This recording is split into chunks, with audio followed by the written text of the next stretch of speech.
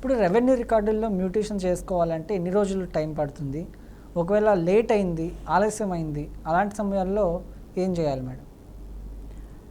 ఇప్పుడు రెవెన్యూ రికార్డులో మీరు అప్లై చేసిన డే నుంచి, అంటే ఎప్పుడైతే మీరు అప్లై చేసినట్టు అఫీషియల్గా అక్నాలజ్మెంట్ ఇస్తారు. అప్లికేషన్ పెట్టిన వెంటనే అక్నాలజ్మెంట్ ఇవ్వాలి, మీరు తీసుకోవాలి కూడా.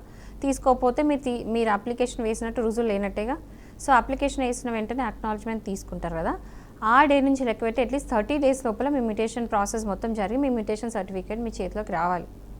ఒకవేళ అలా రాలేదు అంటే మీరు వెళ్ళి ఏమంటారు, రెవెన్యూ అపీల్, అంటే రెవెన్యూలో ఎవరైతే అథారిటీస్ ఉంటారో మీరు వెళ్ళి కంప్లైంట్ చేయొచ్చు.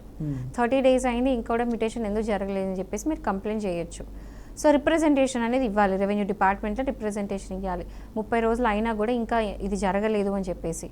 సో అక్కడ కూడా యాక్షన్ తీసుకోకపోతే మీరు మళ్ళీ కోర్ట్ అప్రోచ్ అవ్వచ్చు. ఇట్లా వీళ్ళు తీసుకోవట్లేదు, వీళ్ళు ఇంకా మ్యూటేషన్ చేయట్లేదు చెప్పి ఆ రిప్రజెంటేషన్ని బేస్ చేసుకొని మళ్ళీ మీరు వెళ్ళి హైకోర్టులో కేసు వేయొచ్చు.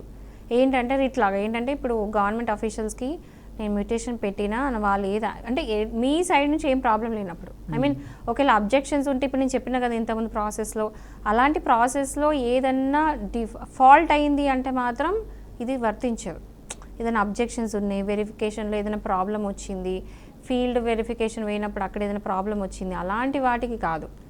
అన్నీ కరెక్ట్ ఉండంగా కూడా వాళ్ళు అసలు మీకు మ్యూటేషన్ చేయలేదు, వెరిఫికేషన్లో ఏ విషయంలో ఎలాంటి ప్రాబ్లం రాకున్నా కూడా ప్రాసెస్ అంతా కరెక్ట్ జరిగిన తర్వాత కూడా 30 రోజుల కనుక వాళ్ళు మ్యూటేషన్ చెప్పితే అప్పుడు మీరు వెళ్ళి కంప్లైంట్ పెట్టడానికి చెప్తున్నా.